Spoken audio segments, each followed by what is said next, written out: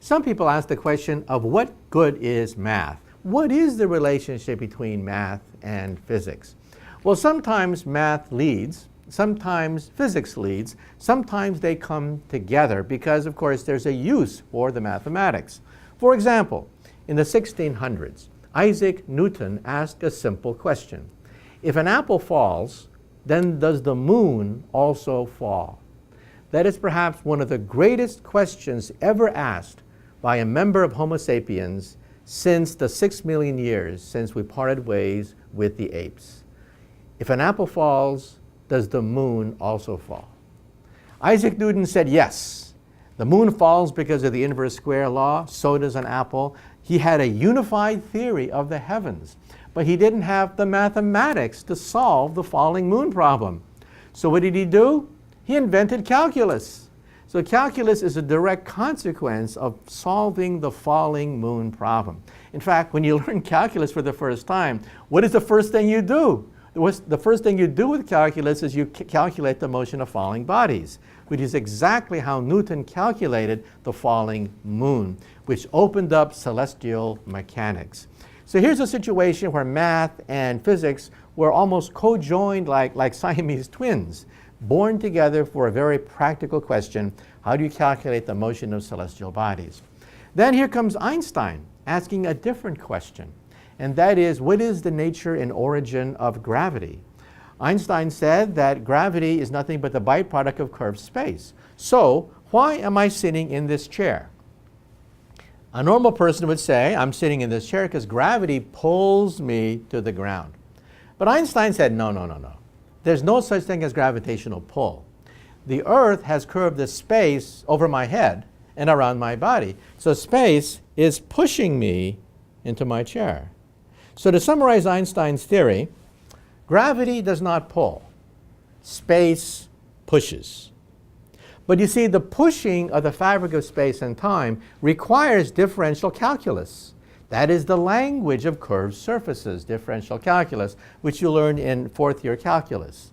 So again, here's a situation where math and physics were very closely combined, but this time math came first. The theory of curved surfaces came first. Einstein took that theory of curved surfaces and then imported it into physics. Now we have string theory. It turns out that 100 years ago, math and physics parted ways.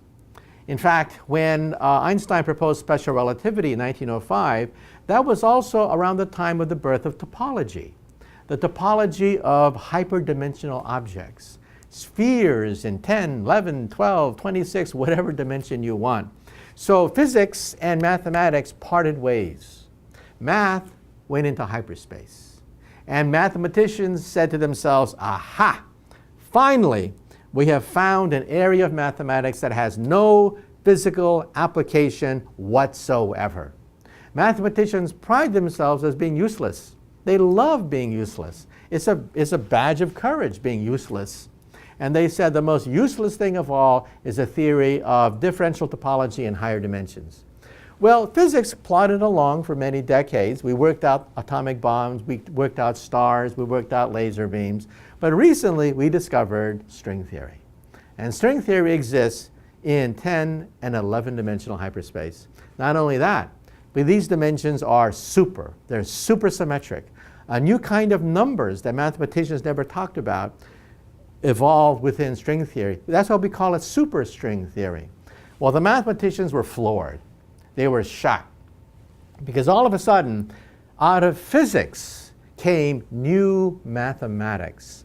Super numbers, super topology, super differential geometry.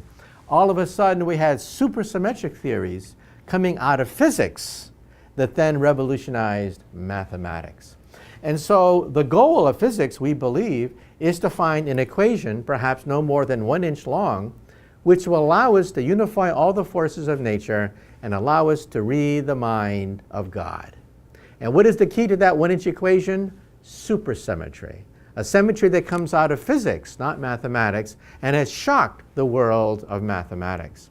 But you see, all this is pure mathematics. And so the final resolution could be that God is a mathematician. And when you read the mind of God, we actually have a candidate for the mind of God.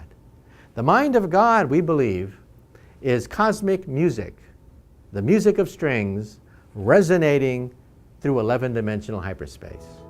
That is the mind of God.